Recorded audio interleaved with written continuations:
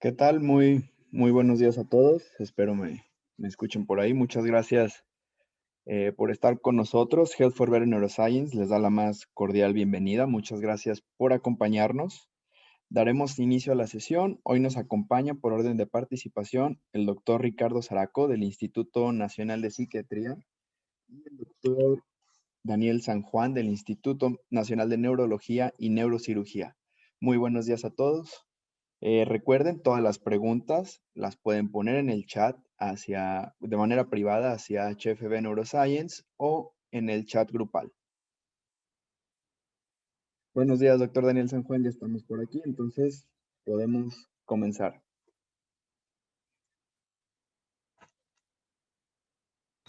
Hola, muy buenos días. Muy buenos días a todos. Agradezco mucho la invitación a Health for Better por esta charla. Espero les guste. Es una charla breve que preparé para darle más espacio al doctor San Juan. La dividí en varias partes, ustedes lo observan. Las generalidades de lo que es la estimulación transcranial directa y algunos trastornos que están relacionados desde el punto de vista psiquiátrico. Con unas conclusiones, ¿no? Cuando empiezo a hablar de corriente directa, mucha gente va a decir, pues, el señor de los toques, ¿no? Entonces van a empezar a pensar en que uno está en la feria. Pues no, es utilizar un principio parecido de corriente, pero no para inducir toques directamente en todo el organismo, sino en partes específicas del sistema nervioso central, ¿no? Entonces nos lleva a preguntar, ¿qué es la estimulación transcranial por corriente directa, ¿no? Entonces aquí digo yo, es un método que aplica una corriente eléctrica catódica o anódica, dependiendo, directamente sobre la superficie del cráneo. Entonces, esta técnica que ha sido recientemente introducida para el tratamiento de muchas enfermedades, es una clase de técnica que neuromodula la transmisión neuronal, ¿no? Y emite una corriente sostenida. Esta corriente es continua y al ser continua y sostenida es diferente a otras técnicas que son como por pulsos. Entonces, al aplicarse un electrodo sobre el cráneo, va a producir un efecto directo sobre la función cerebral, ¿no? Esa es como la teoría. Esta técnica de neuromodulación se suscribe dentro de las técnicas no invasivas. Hay tres que estimulan directamente las técnicas que son transcraneales, y dentro de estas tres tenemos pues a la técnica de corriente directa, ¿no? Hay otras que se han utilizado, las que están en rojo son las que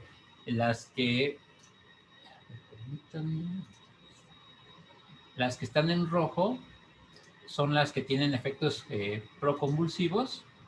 Las que están en azul clarito son las más utilizadas, las que están en gris son las poco utilizadas, y dentro de todas ellas la terapia no invasiva se suscribe entonces dentro de las no invasivas que utilizan corriente directa, a diferencia de otras técnicas como la de estimulación magnética transcranial. Para eso, para poder inducir este arco de corriente, se requieren dos electrodos, ¿no? En la superficie del cuero cabelludo, como decíamos, un electrodo, que puede ser el ánodo, y otro el cátodo, y estos van a generar un flujo de energía.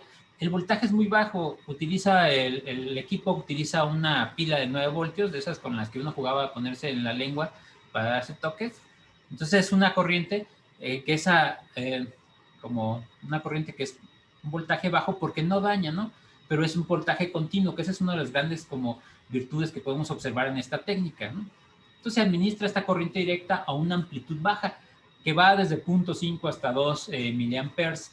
Cuando se utilizaban amperajes menores, por ejemplo 1 miliampere, también hay un efecto, pero parece que el efecto mayor es a 2 miliamperes. Y hay estudios en que han utilizado amperajes más altos, por ejemplo 4 o 6 miliamperes, pero ahí sí con lesiones o con alguna complicación, sobre todo en la piel, ¿no? Este voltaje de hasta 2 miliamperes es capaz entonces de atravesar el hueso del cráneo. Al atravesar el hueso del cráneo va a generar un campo eléctrico, como lo vemos en la imagen, y esta va a generar un flujo continuo, ¿no?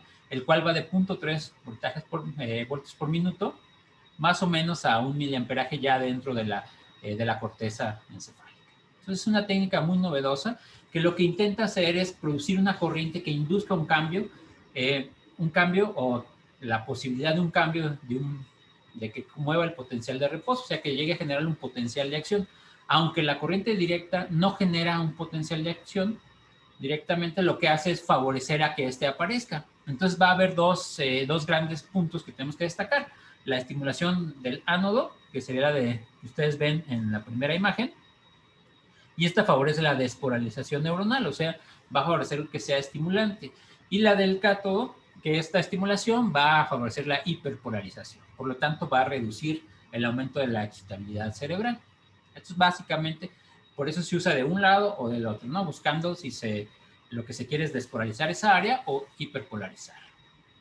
En la mayoría de estudios, cuando se compara con otras técnicas, ustedes pueden ver aquí en la imagen, sobre todo la primera imagen de las que están a color, la azul, ven cuando se da la estimulación anodal, se ve como una onda, pero esta onda va en relación al tiempo, porque al ser una intensidad de corriente continua, esta no desciende, ¿no? No son por pulsos como otras entidades de tratamiento o de neuromodulación, como sería la estimulación magnética transcranial, que esa tiene que ser a través de unos trenes del magneto, ¿no?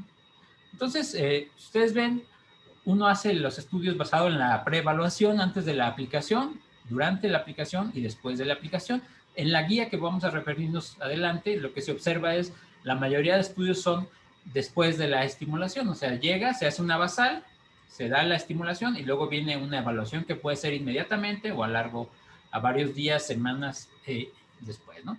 Y esta se compara con una prueba o muchos de los estudios que tienen ya una comparación que es placebo o sham. Esta no da una estimulación igual. Lo único que hace es aumentar hasta 0.3 miliamperes para tener la sensación de que hay una descarga y que parezca que es la estrategia suficiente para decir que tiene la técnica, ¿no? Entonces se compara cuando el estudio lo permite, porque la mayoría, si ahorita vamos a ver en psiquiatría, muchos son casos, reportes de casos, sobre todo en patologías poco descubiertas. ¿Y cómo funciona esta? Ya estamos viendo que induce pues una corriente en la superficie del cerebro, en la corteza, principalmente los más utilizados en psiquiatría son los lóbulos frontales. Y lo que se busca es entonces la inducción de una facilitación o de una atenuación de esa corriente eléctrica, ¿no? Sobre todo en poblaciones no focales de la capa 2 y 3 de la corteza, ¿no? Este efecto se ha descrito que puede ser mediado entonces por los receptores NMDA, sea por la modulación del corriente de canales de calcio dependientes de voltaje o directamente del receptor, ya sea a través de la modulación de glutamato o de receptores o de sinapsis GABAérgicas. Entonces lo que se busca es que haya más calcio intracelular a través del estímulo. Si es anodal, buscamos una potenciación a largo plazo, que sería del lado izquierdo, la parte superior, en el recuadro donde dice LTP.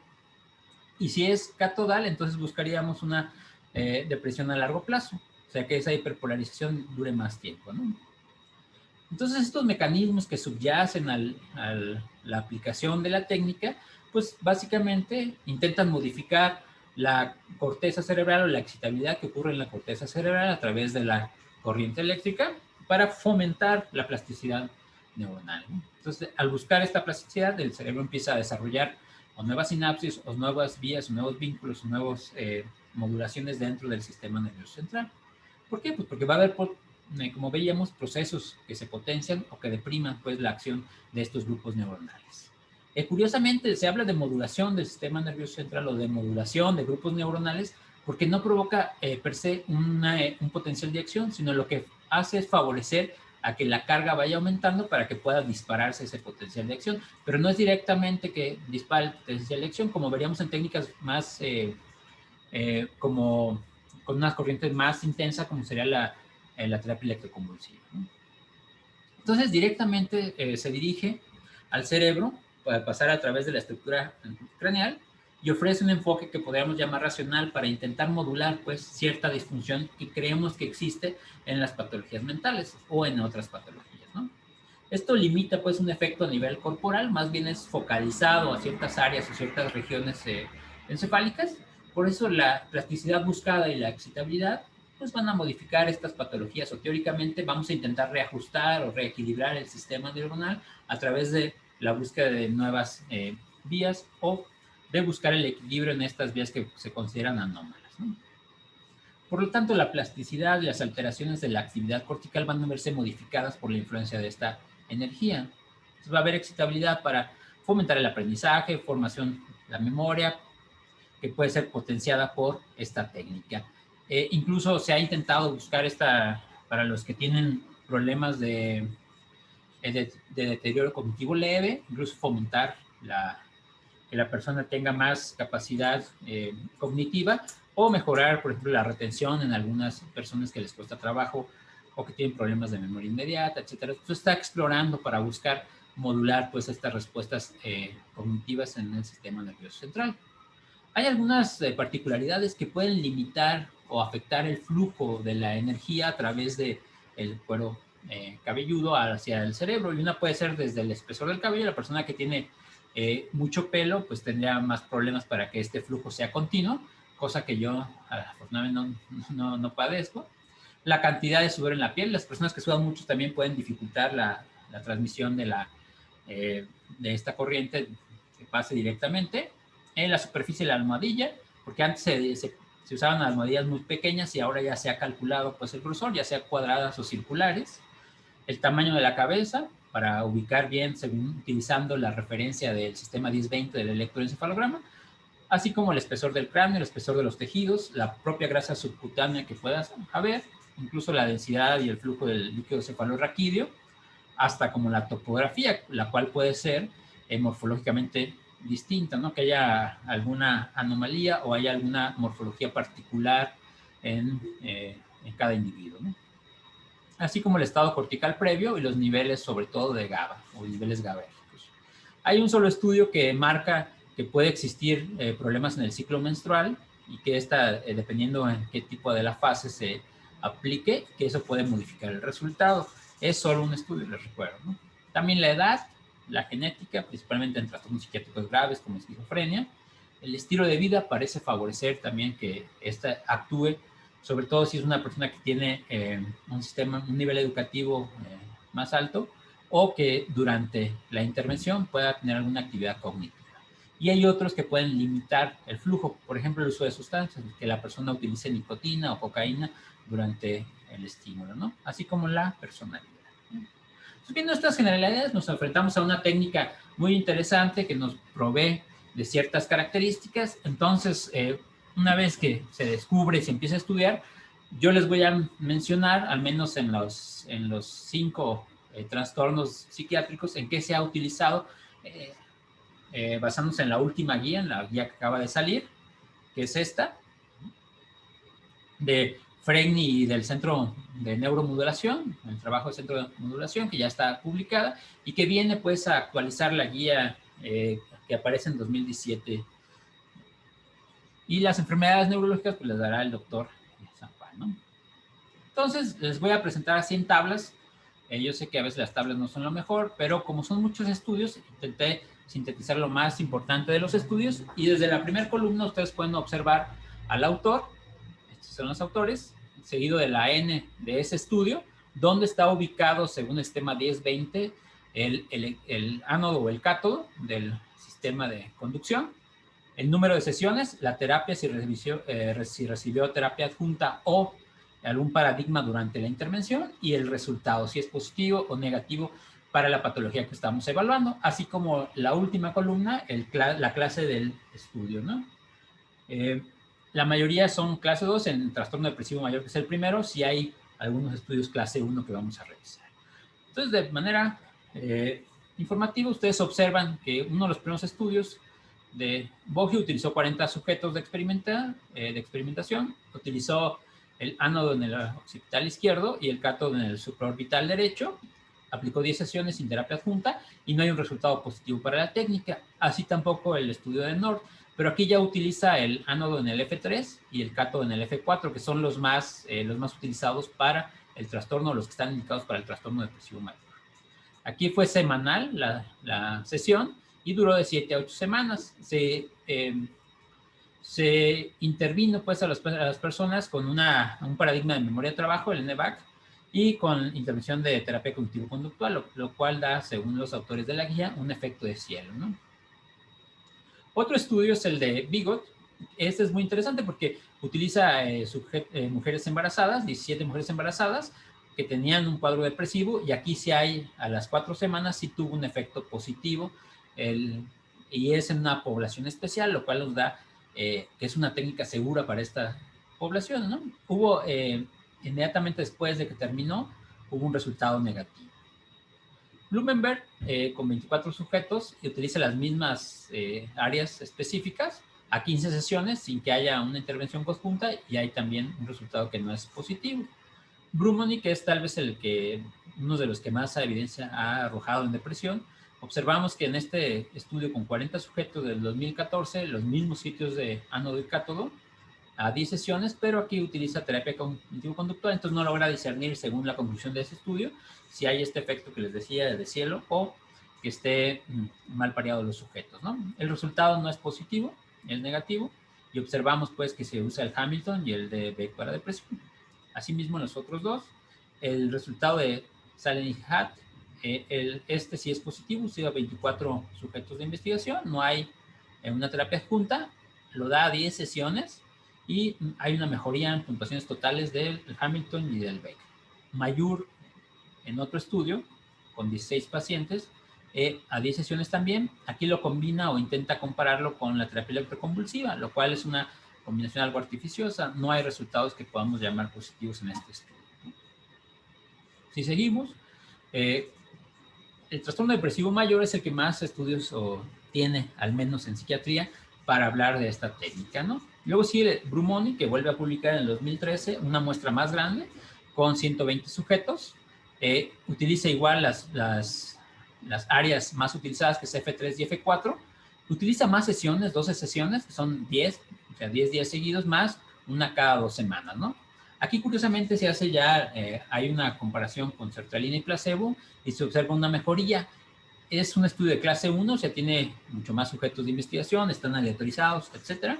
Lo que logra hacer, entonces, al comparar con sertralina, se observa que cuando se utilizan en conjunto, hay un efecto sinérgico. O sea, había mejoría con sertralina, había mejoría con la estimulación directa, y cuando se suma sertralina más la estimulación, todavía el efecto es mucho mayor, ¿no? El mismo Brumoni hace otro estudio con una muestra mucho mayor, 245 sujetos, en las mismas áreas, se ponen el ánodo y el cátodo, y utiliza más sesiones, 22 sesiones, durante 5 días a la semana, por 3 semanas, por 7 semanas. Pero lo compara contra escitalopram. Y curiosamente hace el estudio, lo diseña como un estudio de no inferioridad contra escitalopram y resulta positivo en la mejoría de todas las escalas, y curiosamente resulta que no es inferior al medicamento antidepresivo, ¿no?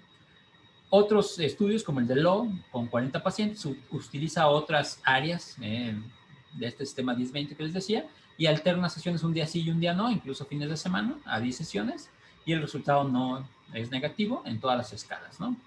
Segrave también usa 27 sujetos, y aquí sí usa la terapia cognitivo-conductual, y él habla de una terapia cognitivo-conductual contra sham, y se ve que es positivo cuando se suma con la terapia cognitivo-conductual, hay un efecto sinérgico, ¿no?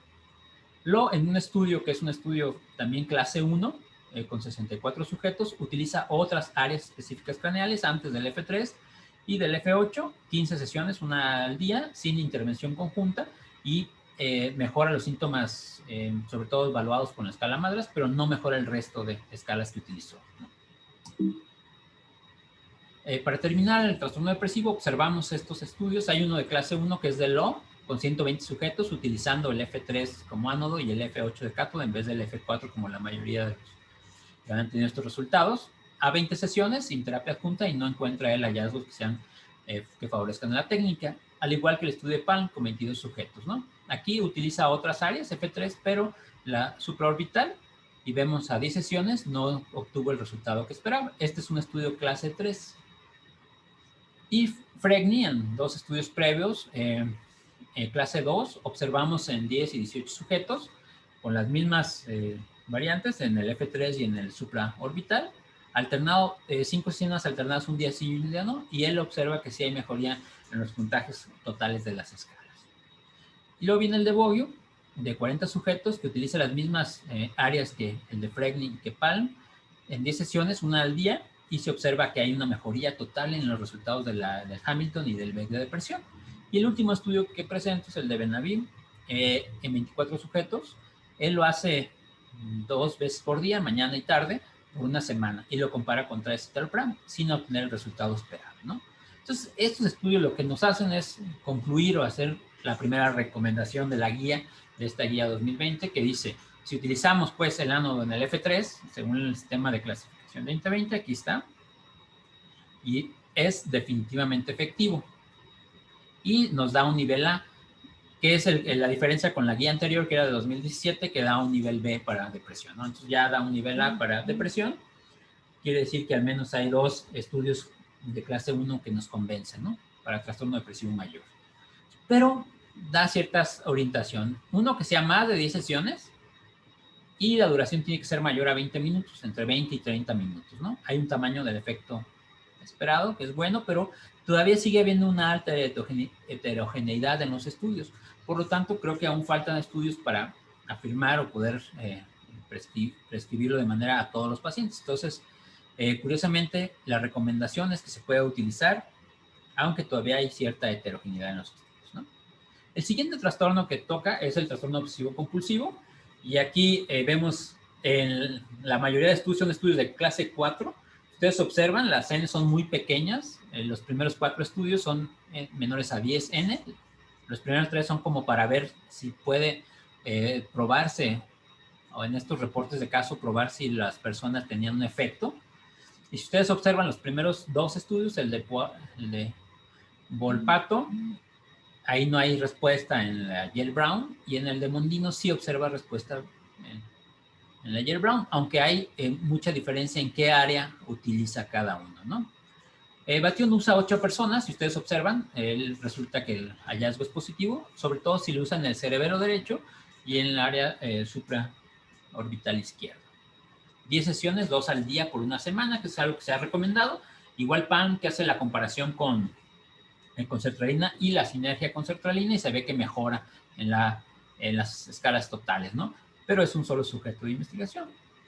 En los de Urso, en esta muestra que tiene, que divide en los sujetos que son como, que utiliza el sujeto y luego lo varía contra sí mismo cambiando el sitio de unión, se observa que si el ánodo está en el centro pues anterior, y en el deltoide derecho no hay un efecto, pero si lo hace alternado, o sea que está en el deltoide derecho el ánodo y en la área anterior el cátodo, se observa pues que sí hay beneficio, que sí hay un cambio en la escala, ¿no? Lo siguiente eso es para probar la técnica que utilizan. Se publica el resultado como reporte de caso y vemos que ninguno de los dos tiene un efecto positivo.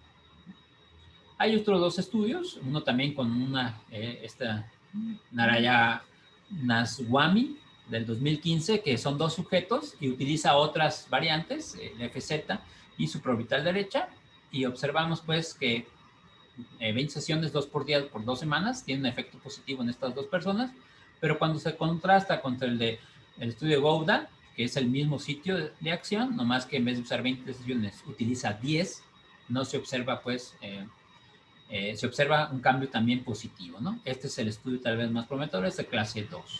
Entonces, la recomendación que se puede obtener al analizar estos estudios es que si usamos el ánodo en el área premotora, el área premotora suplementaria, es posiblemente efectivo, o en el área central, el nivel de evidencia es un nivel C para mejorar los síntomas obsesivos, que es más bien como un efecto sinérgico, ¿no? Cuando se excluyen todos estos estudios de clase 4 que observamos, no cambia esta recomendación. Es una recomendación que se mantiene, ¿no? Con un tamaño de efecto esperado, aunque el intervalo de confianza, como ustedes observan, cruza el 1, ¿no? Se ha ensayado también para el GILS de la Tourette. Hay 3 estudios nada más, con muy pocos sujetos de investigación. Son estudios clase 4. Y ustedes observan el primero de Ralic, utiliza el área del deltoide derecho, el ánodo, y el área premotora izquierda, el cátodo. Son pocas sesiones y se ve que hay un resultado positivo en la escala de GILS de la Tourette, ¿no? El otro estudio de Carvalho es un reporte caso utilizando la misma área, solo que el cátodo bilateral utiliza el doble de sesiones, 10, y también nos da un resultado positivo, sobre todo en la gravedad del tic. Y el de Beller usa el ánodo extracefálico, lo usa en el esternocleidomastoideo izquierdo, y en C3, C4 el cátodo usa dos veces por día, por 10 días, y aquí se ve que mejora, una persona mejora, la otra no mejora, y en la escala total y en los tics una persona mejora, otra no mejora y otra empeora, ¿no? Entonces todavía hay mucha discrepancia, son estudios de clase 4, por lo tanto no hay una recomendación específica para este síndrome. Aquí tendremos que decir que no se recomienda, ¿no? La siguiente patología es en esquizofrenia.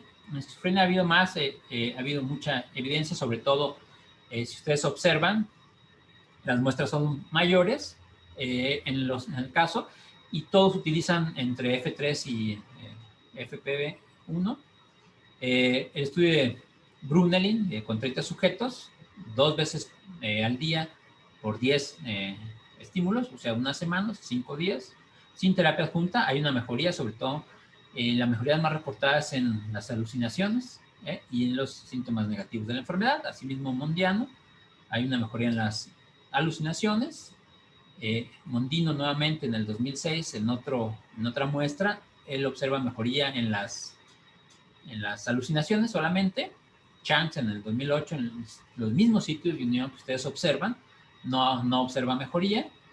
Kantrowitz con 89 sujetos en la misma áreas, en las mismas áreas, igual 2 veces al día, mañana y tarde, por 10 sesiones, observa mejoría en la escala de ruido de la escala de alucinaciones. Curiosamente, en el PANSS, en el ítem de conducta alucinada, o sea, parece ser que todos se orientan a pensar que pueda ser efectiva para las alucinaciones en los pacientes con esquizofrenia, en estas áreas, ¿no? Bosse y Lindenmayer igual relatan mejoría en la escala de alucinaciones. Todos son estudios clase 2, ¿no? Seguimos con estos estudios clase 2, vemos muestras, los primeros 4, Shiozawa, Geon y Fitzgerald, ellos con muestras relativamente pequeñas, cambian el sitio de acción, y esto lo usa igual que como se usa en depresión, F3, F4, igual 10 sesiones, 2 veces al día por 5 días, y se utiliza el tratamiento cognitivo, y aquí no se observa mejoría. Ellos usan la escala PANSS para mejorar la gravedad de la enfermedad y no se observa mejoría. Pero si vemos la siguiente, Geon, tampoco observa mejoría en los mismos sitios. Fitzgerald cambia el sitio, sobre todo en el cátodo, y tampoco observa mejoría. Fitzgerald, en una muestra mayor de pacientes, un poco más, aumenta las sesiones a 15 y tampoco observa mejoría, ¿no? Sino hasta el estudio de Palm, en el 2016, con 20 sujetos, utilizando el ánodo de NF3 y la supraorbital, el cátodo, a 10 sesiones sí observa mejoría en el SANS y en el PANSS total y PANSS negativo, ¿no? Lo que nos lleva a pensar en que el ánodo en el área, en la corteza prefrontal dorsolateral izquierda, con un cátodo en la temporoparietal, puede ser probablemente efectiva. Y aquí el nivel de evidencia es un nivel B, sobre todo para los síntomas alucinatorios, o sea, reducir las alucinaciones auditivas y posiblemente los síntomas negativos, ¿no? Y síntomas positivos, pero no los delirios. O sea, parece que más esta técnica se orienta a mejorar mucho la parte de deficitaria, los síntomas negativos y las alucinaciones auditivas, ¿no? Y aquí observamos el tamaño del efecto, ¿no? Que ahí va, ¿no?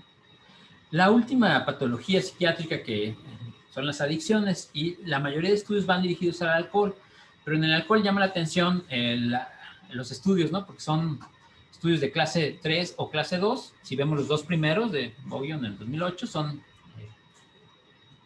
exactamente iguales, solo que cambia. La primera está en el F3, F4, y luego lo cambia a F4, F3, y observa en esta escala de abstinencia del alcohol síntomas, perdón, un efecto positivo. Pero vean el número de sesiones, solo es una sesión, a diferencia de otros que da 10 o 15. Entonces parece ser que más bien sirve para los síntomas de abstinencia, ¿no? En estos dos estudios de Will, son la misma muestra, solo que usa diferentes sitios de acción del ánodo, y observamos pues que son también una sola sesión sin terapia junta, y en uno sale positivo para esta escala de alcoholismo y la otra sale negativa. ¿no?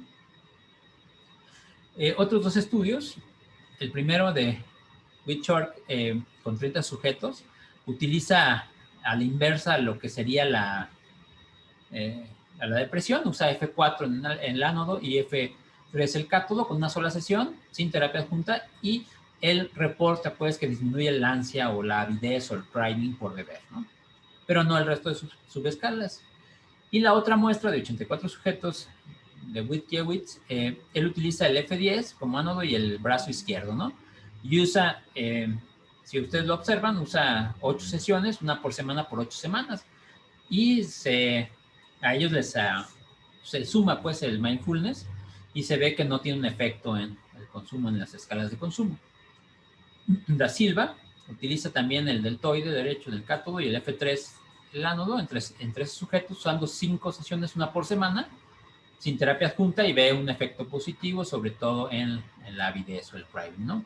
En el resto, de Will, en 91 sujetos, también en 4 sesiones aumenta el número de sesiones, y aquí busca pues medir el sesgo cognitivo versus control, el sesgo cognitivo sobre la bebida, y no se observa un beneficio. Tampoco en el siguiente estudio con 83 sujetos, aquí evaluó el sesgo atencional y tampoco se observa un beneficio, ¿no? En el estudio de Klaus, 33 sujetos, utilizando a la inversa pues, de la depresión, como les decía, 2 veces al día por una semana, o sea, 10 sesiones, se observa que mejora pues, el índice de recaídas, pero no el índice de avidez. En otro estudio, el mismo Klaus sigue pues explorando esta posibilidad, solo que lo usa 10 días alternos, aquí no es lo de mañana y tarde, sino es alterno, un día sí, un día no, por 3 semanas, y él observa que mejoran todas las escalas que aplica.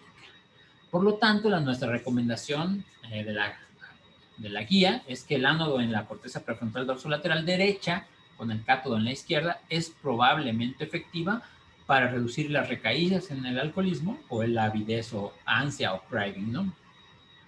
El nivel sigue siendo un nivel B de evidencia, lo cual pues ya va, y el tamaño del efecto es de 0.21, ¿no? Entonces, como observamos, es otra posibilidad. Se ha ensayado en crack y cocaína. Si se fijan en estas dos muestras, son estudios de clase 2 en 36 y 33 sujetos, utilizando igual a la inversa que en depresión, o sea, F4 el ánodo y el F3 el cátodo. La primera es 5 días alternos, un día sí y un día no, y mejora pues la avidez o el craving. Y utilizando los 10 días alternos por 3 semanas no se observa mejoría. Por lo tanto, faltan estudios para poder emitir una recomendación, y la guía queda en que no se recomienda el uso de esta técnica por el momento en crack y cocaína. Igual sucede en las metanfetaminas, solo hay un estudio, es un estudio clase 3, con 30 sujetos. Lo que se observa, pues, que el ánodo está en F4 y el supraorbital el cátodo, una sola sesión con terapia adjunta, ¿no? Y la conclusión es que no se recomienda, pues, porque no hay evidencia suficiente para poder determinar que se utilice en abstinencia de anfetaminas o en uso de anfetaminas. En conclusión de estas 5 patologías psiquiátricas, pues yo podría decir que la técnica es una técnica flexible, es una herramienta flexible de bajo costo, relativamente benigna. Si ustedes observan, se evaluaron 5 condiciones y hay mayor evidencia, al menos en depresión y en esquizofrenia, ¿no?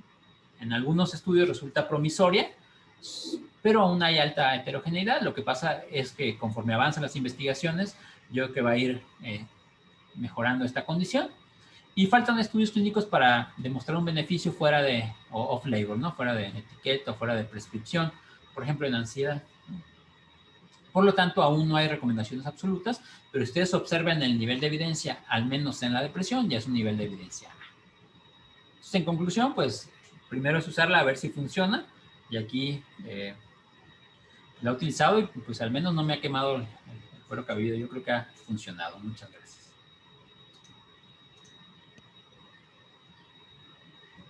Doctor, muchísimas gracias. Muy clara y completa la presentación. Vamos a pasar con el doctor Daniel San Juan. Recuerden hacer llegar sus preguntas. Las haremos al final de ambas presentaciones. ¿Sale? Muchas gracias, doctor Ricardo. Listo, doctor Daniel, podemos comenzar. Gracias, un placer.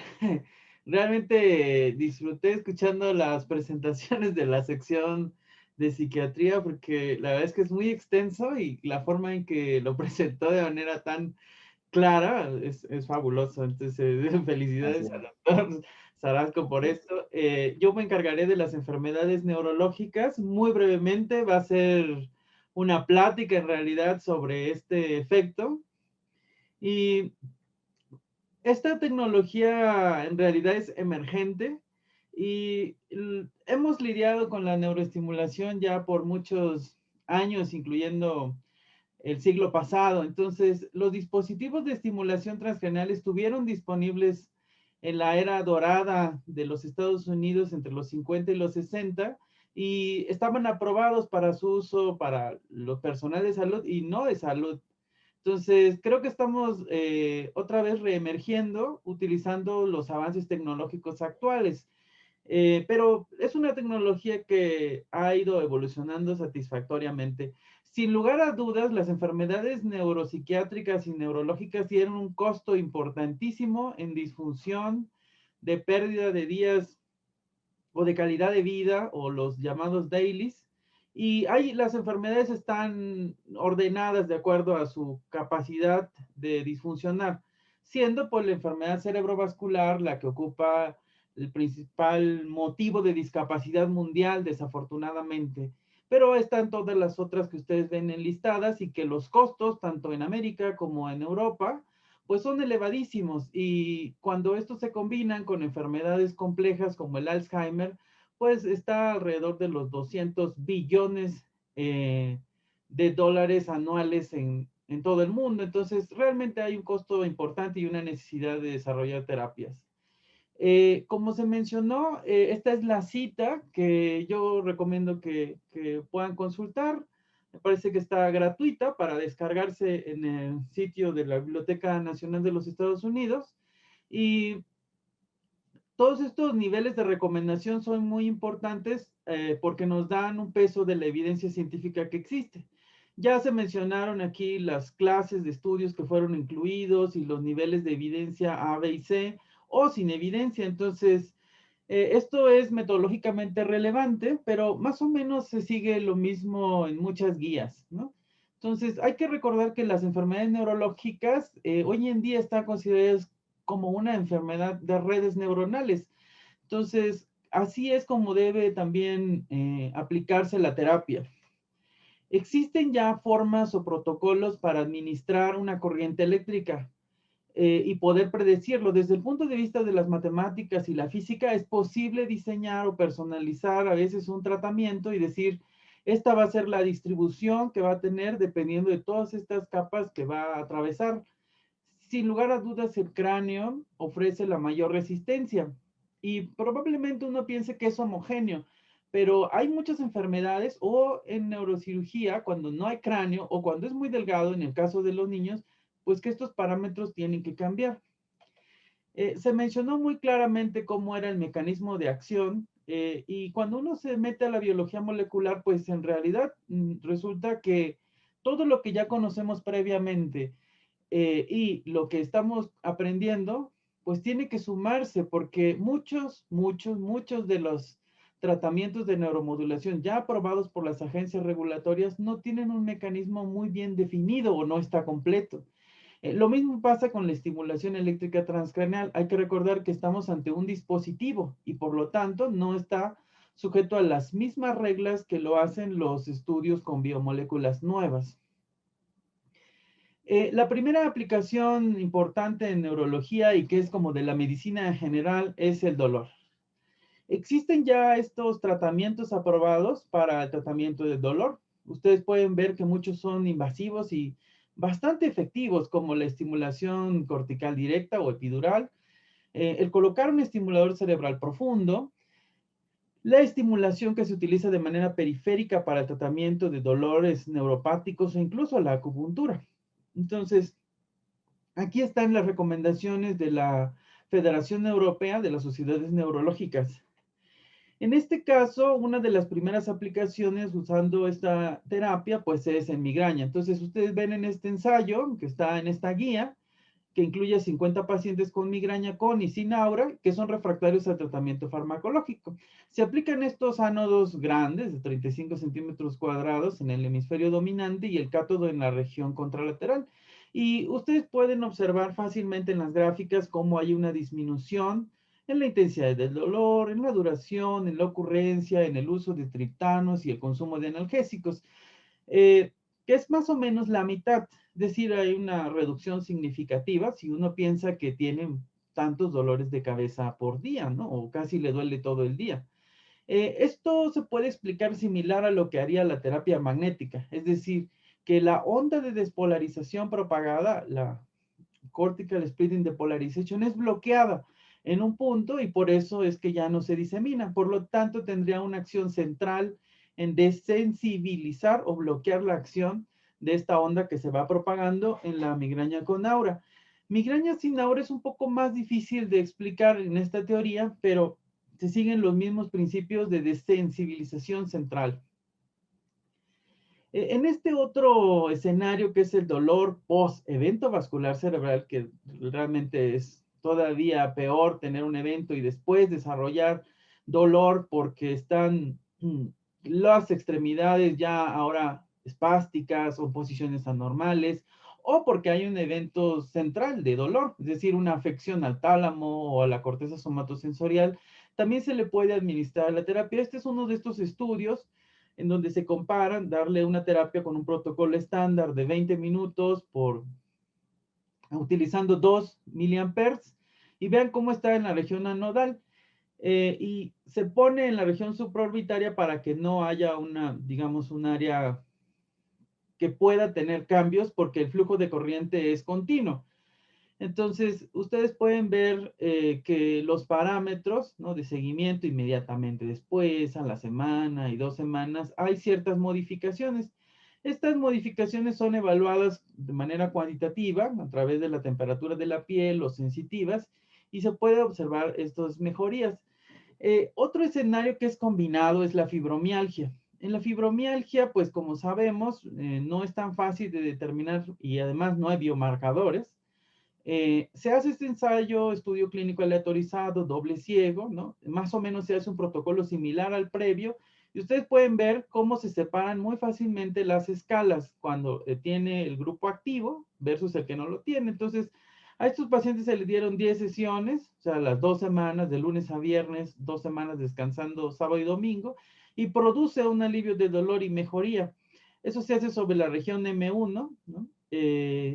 Y probablemente también sea útil para mejorar algunas de las escalas que ustedes vieron en los trastornos depresivos, porque hay que recordar la alta comorbilidad que tienen los pacientes con fibromialgia. Entonces, aquí tenemos la diferenciación entre los dos, voy a usar el láser, entre los dos grupos. Este sería el activo. Vean ustedes cómo van disminuyendo y no se llegan a empalmar. Y ven, el umbral para desarrollar dolor pues aumenta. También está el dolor posoperatorio. Estos son estudios exploratorios en donde se administra tratamiento para pacientes sometidos a artroscopía de rodilla y se hace la estimulación una vez que está en cama y pues 4 sesiones podrían reducir el consumo de medicamentos que se utilizan, sobre todo considerando que en los Estados Unidos pues el uso de opioides constituye una epidemia en cuanto al control de la salud y los cuidados médicos. Entonces se hace un seguimiento de 4 días postquirúrgicos y podría ser útil. Esta es una comparación bastante grande sobre si está a favor o en contra de utilizar este tratamiento en todos estos investigadores, ¿no? Y vamos a pasarnos rápidamente. Y las recomendaciones de esta guía, pues son que en el dolor neuropático, estimular de manera nodal probablemente es eficaz para reducir el dolor neuropático. El nivel es B. En fibromialgia también es B. Y es en la misma zona, lo mismo que para migraña. Y el dolor postoperatorio se queda como probablemente eficaz, ¿no? No existe ninguna recomendación de utilizarlo en el dolor lumbar tradicional. Y curiosamente, el doctor Fragny en Boston está dirigiendo muchas investigaciones para el manejo del dolor. Entonces, es probable que otras aplicaciones sean más fáciles de extrapolar, como por ejemplo el dolor cervical, que está más cerca a diferencia del dolor lumbar, y no hay ninguna indicación para el síndrome de dolor miofacial, desafortunadamente. Pero bueno, la migraña es lo bastante frecuente como para poder seguir explorando ese territorio. En la enfermedad de Parkinson, que es una de las principales enfermedades neurodegenerativas que están en todo el mundo y que en México se estima que está entre 300 y 500,000 pacientes, pues hay una ventana de oportunidad porque la enfermedad de Parkinson puede manifestarse desde 15 o 20 años antes. Y cuando se presentan los síntomas, ya estaríamos ante una pérdida muy importante de neuronas dopaminérgicas.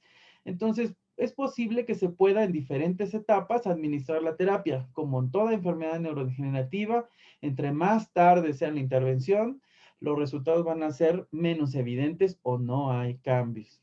Entonces, ya existe una terapia de neuromodulación invasiva para el tratamiento de la enfermedad de Parkinson. Está aprobada, tiene muchos años ya en el mercado y se utiliza de manera rutinaria en países del primer mundo.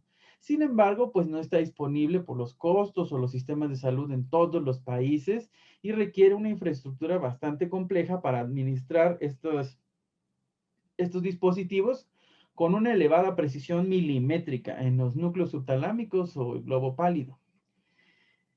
Uno tiene que encontrar una base teórica para poder aplicar estas terapias. Entonces, los estudios de neuroimagen muestran que existe una hiperactivación patológica en la enfermedad de Parkinson, como se ve aquí en el cerebelo, ¿no?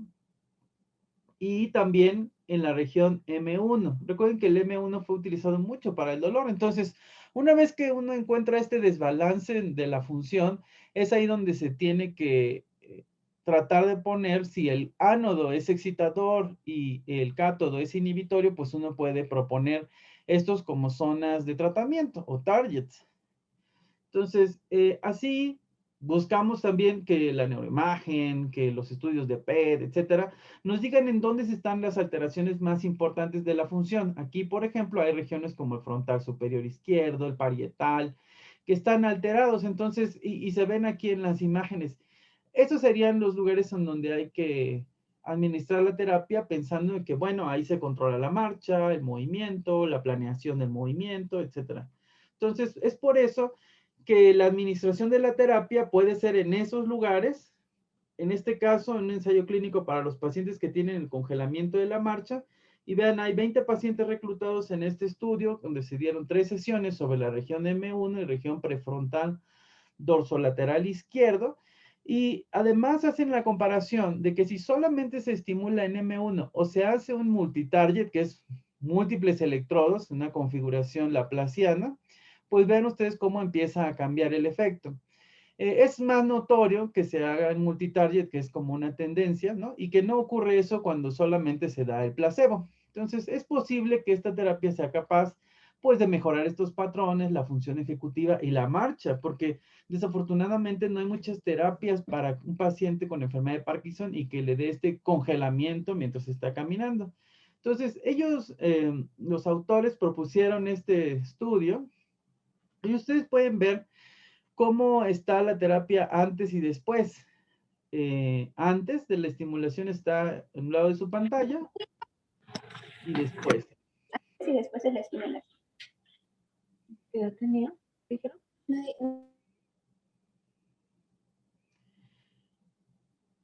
En el antes de la estimulación todavía no, ni siquiera ha abierto la puerta. Y el video tiene que tardar más y el otro ya se acabó, ¿sí?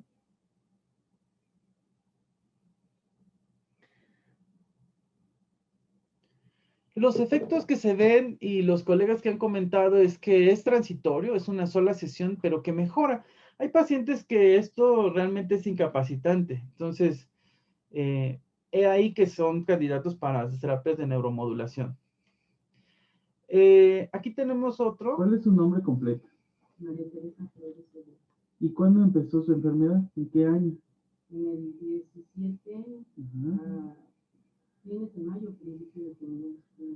¿Y cuál fue su primer síntoma? Unos millones de dedos. ¿Y cuáles los síntomas que actualmente le molestaban? Que esté lento, que tiemble. Bueno, yo empecé nada más con Ujú. esto y como fue avanzando, empecé a ver que en la mano izquierda, de Ujú. repente, como que tenía la sensación de que los músculos internos, Ujú. me querían como temblar, Ujú. pero yo ponía la mano y no me temblaba, Ujú. ¿sí? Entonces lo que hacía era, pues levantaba un dedo y se me quitaba. Entonces, así fue como empecé.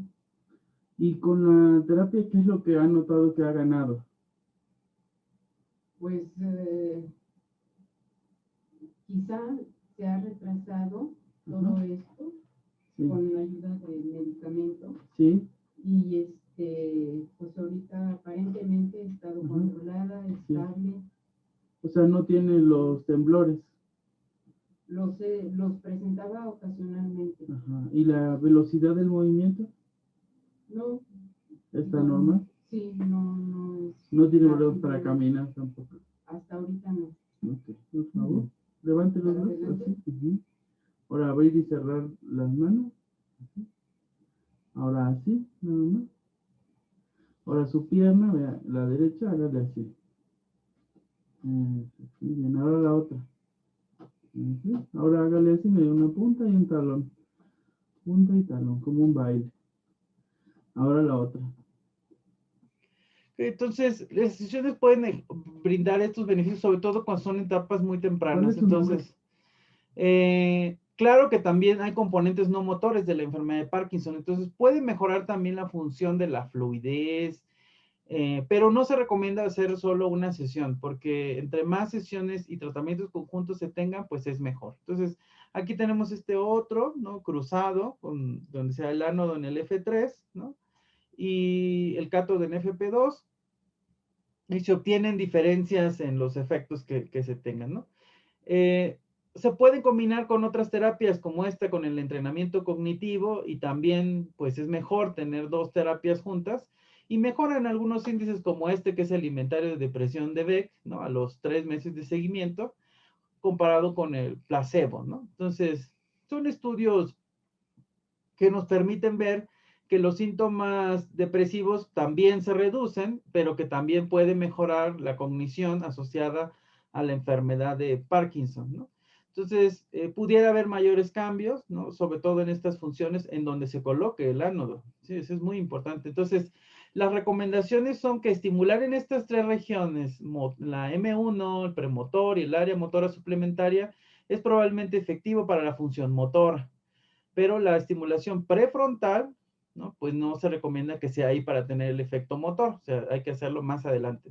Y para los síntomas cognitivos es probablemente que sea también efectiva y es un nivel de evidencia B. Para la enfermedad vascular cerebral, y vamos a irnos un poco más, aún más rápido, sabemos todo el problema que es la enfermedad vascular cerebral. El 80% son infartos, el 20% son hemorragias. Es desafortunadamente una catástrofe tener esto a diferentes edades, pero entre más edad, más probable. Y lo que sucede es el mismo principio que se usa para otras terapias. Es decir, cuando ocurre una lesión en un hemisferio, el otro hemisferio sano toma el control y es capaz incluso de inhibir al que se está recuperando. Entonces, hay estrategias para aumentar la función del que está dañado o para inhibir aquel que está con la función aumentada. Entonces, o se puede tratar aquí o se puede tratar del otro lado o de manera bilateral. Entonces, por eso están estas teorías de desbalance. Muchos estudios hay en diferentes escenarios, si es agudo, crónico, subagudo, para ver si puede haber una mejoría. Algunos estudios son positivos, como se ven aquí, porque están a favor, unos están cruzando la línea media, y así tenemos una lista larga, ¿no? Sobre si es anodal, si es catodal, si se hace bihemisférico, o sea, dependiendo de dónde están los experimentos, ¿no? Aquí tenemos el efecto de una sola sesión, si me permiten. Este es un evento vascular crónico. Ahora estírela. Haga esto. Cualquier movimiento. No puede. Mueva su brazo. Levantar su brazo. Levante el pie. Levante el pie. Muy bien. Ya es todo. Gracias. Ahora vemos cómo le damos una terapia, nada más una sesión, 30 minutos, y ustedes empiezan a notar algunas diferencias. Al revés, hacia acá, eso. Hoy es el día 3, ¿verdad? Vuelven a girar, así. Ok. Entonces hay que recordar que estas terapias toman mucho tiempo. Entonces, el otro es el beneficio adicional que puede ver en la disfagia post-evento vascular cerebral. En ese caso, la hipótesis es colocarlo en la región central, por eso está en CZ, un miliampere por 20 minutos, por una semana o 4 días aquí, y el cátodo supraorbitario. Básicamente, lo que se ve en esta imagen es que hay un reordenamiento de las redes neuronales, incremento de los ritmos beta y de los gamma. Entonces, esto puede resultar pues que haya una mejoría en estas escalas que utilizan para evaluar la deglución. Entonces, la aplicación en la corteza motora, pues contralesional, pues pudiera ser una terapia adyuvante para la rehabilitación temprana, ¿no? Entonces, lo mismo sucede en el territorio de todas las afasias. Esta es una imagen que resumen todos los experimentos que hasta la guía están condensados en esta publicación adicional que es del 2019. Y es muy importante decir de que si bien puede ayudar a la terapia a alguien que está haciendo rehabilitación del lenguaje, hay que cuidar mucho de las variables que expliquen la heterogeneidad de las lesiones, la terapia, las cargas, etcétera, para ver los beneficios o no. Entonces, sí recomendamos que si tiene un paciente específico, utiliza el protocolo más apropiado, porque algunos son más genéricos o más amplios. Entonces, la conclusión de este metaanálisis que se hizo, pues es de que es efectiva para la rehabilitación de afasia posterior al evento vascular cerebral crónico, que es el escenario más común, y que se puede utilizar de manera muy práctica en los consultorios, ¿no? Sin embargo, pues hay que ver si se acerca uno más a la etapa subaguda o aguda, donde es mucho más crítico, ¿no? El iniciar una terapia del lenguaje. En el EBC crónico, como pueden ver aquí, todos son nivel de evidencia B y se puede aplicar de manera nodal, es decir, se está promoviendo la acción en el mismo lado, ipsilateral o contralesional, ¿sí? Para la rehabilitación. Entonces, hay diferentes entidades para el EBC crónico, el accidente que también es crónico, pero que se hace contralesional o ipsilesional en el anodal, es decir, la primera y la tercera recomendación es que pudiera ser efectivo aquí y acá. Y también la TDC bilateral en la región motora es probablemente efectiva. Es decir, se pueden utilizar todas las teorías de desbalance, ipsilateral, contralateral o bilateral. En el subagudo es posiblemente efectivo, ¿no? En la rehabilitación motora, ¿sí? Y también se puede utilizar bilateralmente, solo que aquí el nivel baja por el tipo de estudio que se tiene, ¿no? En la afasia, como se mencionó en la revisión previa, pues cuando se hace en el área de Broca o su homólogo en el área de Wernicke, es posiblemente sea eficaz en el evento vascular cerebral, y también lo es para la terapia en la región frontotemporal catodal, ¿no? En la afasia post-evento vascular cerebral o bilateral. Es muy parecida la conclusión de nosotros a la de la revisión de la revista de rehabilitación. Entonces, el último, y muy rápidamente hablaré de epilepsia, y realmente este es el campo de mi experimentación o de acción. Es un problema de salud pública mundial, incluyendo México. Y desafortunadamente hay pacientes que no consiguen el acceso o que son refractarios a todos los medicamentos. Menos del 5% tienen éxito después de la introducción de 3 fármacos consecutivos. Entonces, existen estudios ya animales que muestran que puede ser útil en la supresión de la actividad epileptiforme y los primeros estudios clínicos muestran una efectividad en la disminución de las crisis, sobre todo focales y exploratoria en algunas encefalopatías. Y todos los pacientes toleran bien la terapia.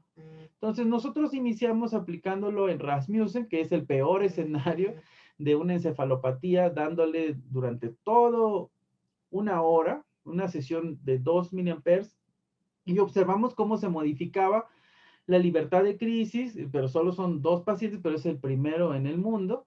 Y después buscamos poblaciones más comunes, como esta de la esclerosis hipocampal. Esta es una serie típica donde puede verse que utilizan muchos fármacos antiepilépticos que tiene una duración de epilepsia bastante larga, más de 20 años esperando que se operen estos pacientes refractarios, y vemos que hay una reducción del tratamiento cuando se utilizan solo 3 o 5 días. De hecho, nosotros usamos esto como para terapia multifocal refractaria, lo citamos de lunes a miércoles o de lunes a viernes, le damos la terapia y hacemos un seguimiento al mes. Y cuando hacemos eso y lo hacemos cada mes, podemos lograr una reducción del número de crisis, como este caso de 28 años. Ahora ya tenemos muchos más pacientes, pero para el 2018 estábamos dando seguimiento a todos estos pacientes tratados. Y también, pues, lo hemos aplicado en niños, ¿no? Y en niños, pues, usamos protocolos un poco más complejos, porque también tienen enfermedades muy complejas y localizaciones.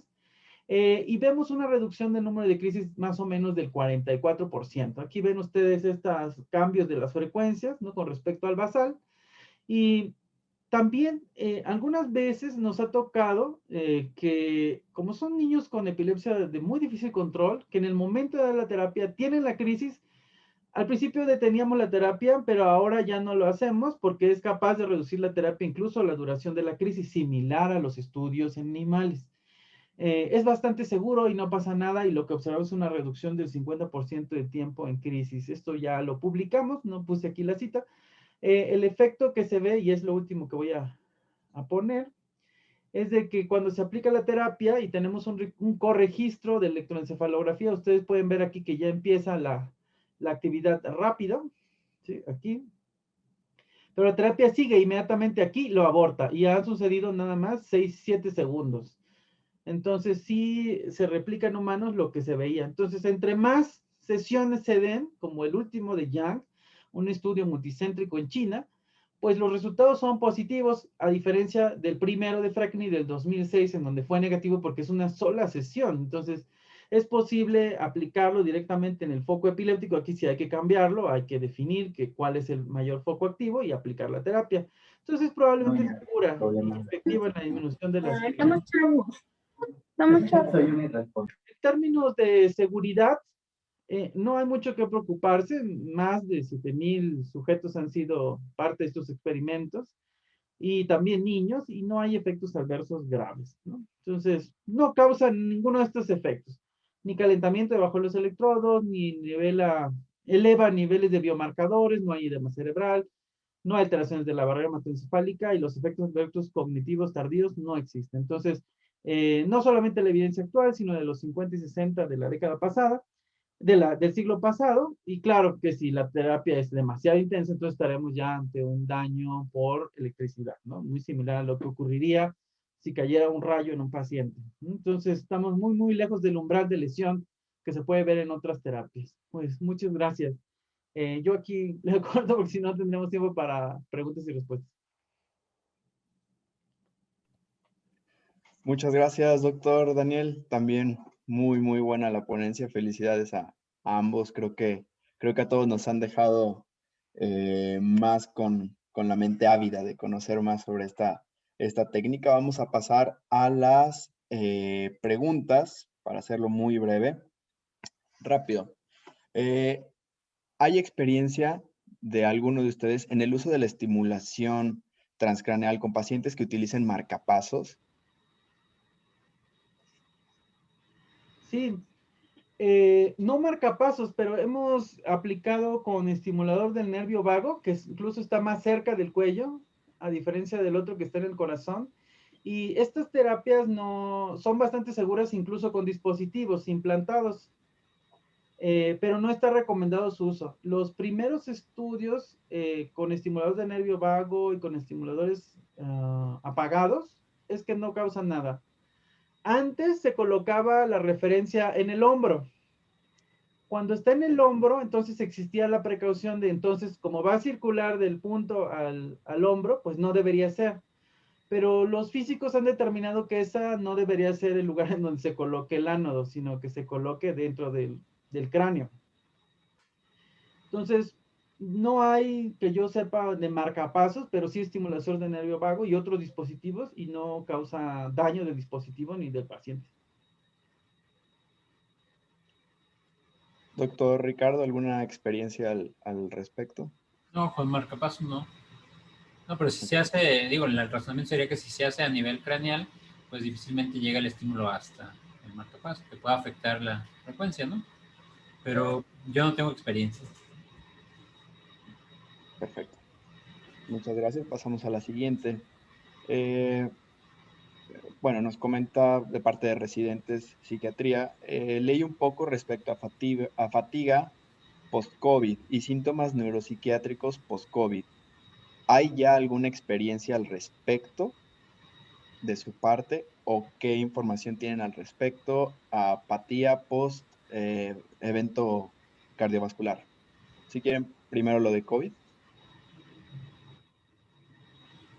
Sí, en realidad hay mucha expectativa en mejorar la fatiga post-COVID.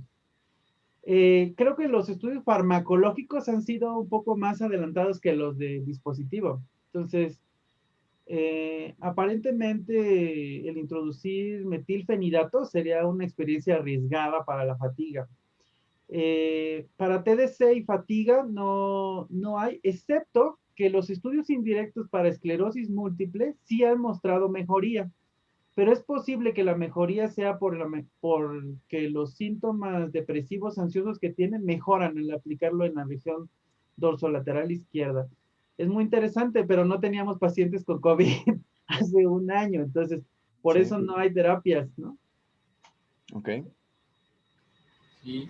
Yo solo he utilizado en un paciente con depresión post-COVID. O sea, estaba deprimido, tuvo COVID, salió del COVID y le di la técnica y mejoró el estado de ánimo mucho y él relata que mejoró un poco la fatiga, pero no evalué yo la fatiga, entonces no podría decir si evalúa antes o después. A percepción del sujeto sí hay un cambio. Sí, Yo sí coincido con el doctor que puede ser prometedor, ¿no? y motivo de un estudio. Ajá. Sí, hay que hacer el estudio. Sí. Sí, de acuerdo. De acuerdo, de acuerdo. También preguntaron si no existía una contraindicación para epilepsia. No, porque acabo de mostrarlo. De hecho, creo yo, espero que vayamos a la par, porque depresión lleva una ventaja muy grande en lograr la aprobación ante la FDA. Las compañías están empezando a hacer sus propuestas para usarlo para algunos casos de epilepsia focal. Ok. Preguntan también, ¿qué diferencia hay con la estimulación magnética transcraneal en el área de psiquiatría? En el área de psiquiatría, o sea, si fijan, las indicaciones son parecidas. La diferencia es que la estimulación magnética transcraneal requiere una serie, el estimulador genera este efecto del magneto, pues, en un punto único y genera trenes y requiere una serie de trenes. Entonces, una diferencia es en la técnica que el aparato de estimulación directa, eso es continuo y el estimulador te da esta sensación de trenes, o sea, hay como ondas, ¿no? Y el tren se va sumando para tener el efecto, aunque los hallazgos en depresión han sido similares en el efecto en el paciente. Gracias. La siguiente pregunta es, en caso de cisticerco, ¿es posible aplicar TDCS para reducir las crisis epilépticas de ausencia? En realidad, muchos de los fármacos disponibles, o casi todos, yo diría un 95%, y los dispositivos no están dirigidos a las causas, desafortunadamente. Entonces se aprueban para el uso de tipo de crisis. O sea, es útil para la crisis focal o generalizada y hasta ahí termina la indicación. Entonces, si el cisticerco está causando crisis focales, entraría dentro del grupo de epilepsias focales de difícil control. Afortunadamente en la neurocisticercosis, la refractariedad es muy rara. Las series publicadas, y hay unas de Latinoamérica, porque pues donde hay más, hay muy pocos pacientes refractarios, casi el 80-90% responden a un solo fármaco, pero sí pudiera ser susceptible desde el punto de vista, pues, experimental. Perfecto. Nos comenta también Diana que ya hay un estudio de ansiedad y depresión post-COVID de Brasil. Ya por ahí lo solicitamos. Hacemos llegar. Preguntan también, ¿se puede combinar la terapia de activación cortical con TDCS?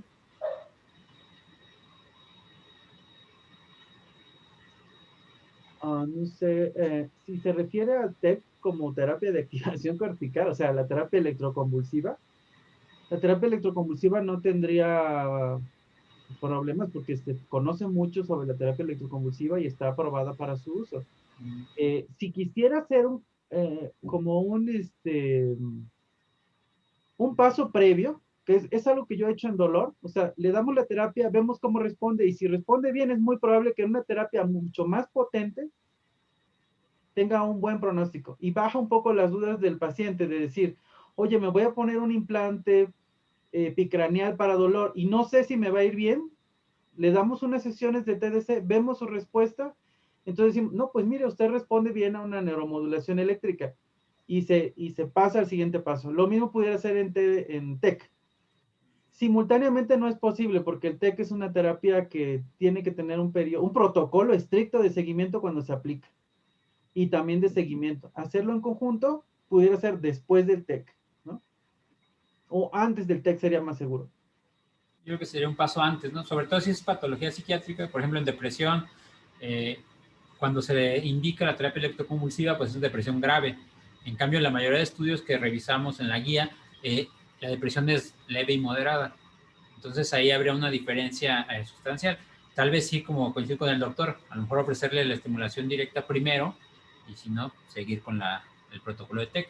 La diferencia es que el TEC, por ejemplo, en depresiones, cuando ya tiene ideas suicidas persistentes, entonces uno no se va a arriesgar a esperarse a ver si funciona otra técnica. Si ya este paciente está tan grave, pues vamos a buscar el mejor beneficio en el menor corto. Pero seguramente sí se pueden utilizar, o antes o después, ¿no? No durante. Sí. Y es una técnica extraordinaria, tiene una historia así impresionantemente, desde cómo ha ido evolucionando el TEC, pero bueno, ese sería otro motivo de discusión de neuromodulación. Excelente. Vamos a pasar a la última pregunta. Quisiera aprovechar antes para recordarles que tenemos muy próximo el curso de certificación por parte de la Sociedad Mexicana de Neuromodulación. Comienza el 22 de febrero, ya pueden accesar por allá a la página de la Sociedad Mexicana de Neuromodulación. Y bueno, pasamos ya a la última pregunta. Con esta nos despedimos. ¿Tienen experiencia para síntomas cognitivos o psicóticos para epilepsia del lóbulo temporal o esclerosis mesial temporal? Es muy interesante. Fue criterio de exclusión tener psicosis para la epilepsia del lóbulo temporal, porque no podrían contar muy bien las crisis. Pero yo creo que sería muy extrapolable a lo que comentó el doctor Sarasco en esquizofrenia. Pero esto es, digamos, algo muy focal. Los síntomas cognitivos que nosotros vimos fueron de que si tiene menos crisis, pues mejoran las funciones mentales. Pero no fue el objetivo de evaluar eso. O sea, la cognición. Lo que sí vimos en los niños es de que si uno está tratando y disminuyendo el número de crisis, le permite al cerebro, y solo en los niños lo vimos, obtener o ganar funciones cognitivas del neurodesarrollo. O sea, dijo sus primeras palabras, ya dijo más de 4 palabras, ahora duerme más, ahora está más tranquilo, menos ansioso. Pero un paciente con retraso mental moderado o severo no es tan fácil de evaluar esas funciones. Me parece que ese es un campo importante de evaluar, pero se requiere hacer un estudio específico para evaluar los síntomas cognitivos. Hay un estudio de la memoria que solo hizo para la memoria y resultó positivo, nada más que los pacientes estaban muy bien controlados de la epilepsia. Es sobre el lóbulo temporal, efectivamente, pero yo en lo particular experiencia no la evalué, digamos, en los ensayos, pero sí hay un colega que los evaluó, él dice que sí, pero son epilepsias controladas. Sí, yo no tengo experiencia. O sea, yo pensaría que si mejora la epilepsia, pues mejoraría, como usted dice, el síntoma psicótico, ¿no? Sí. Pero experiencia no tengo. Sería todo. Entonces, muchísimas gracias a ambos, doctor Ricardo Zaraco, doctor Daniel San Juan. Muchas gracias por acompañarnos también a todos ustedes. Recuerden cuidarse mucho. Estamos aquí para los próximos webinars, cursos, cualquier cosa. Estamos a la orden. Muchas gracias por acompañarnos de nuevo. Excelentes presentaciones. Un gustazo leerlos. Muchas gracias. Buen inicio de semana a todos. El semáforo naranja. Muchas gracias, doctores. Gracias. Gracias por... Hasta luego. Hasta luego. Adiós. Hasta luego, cuídense.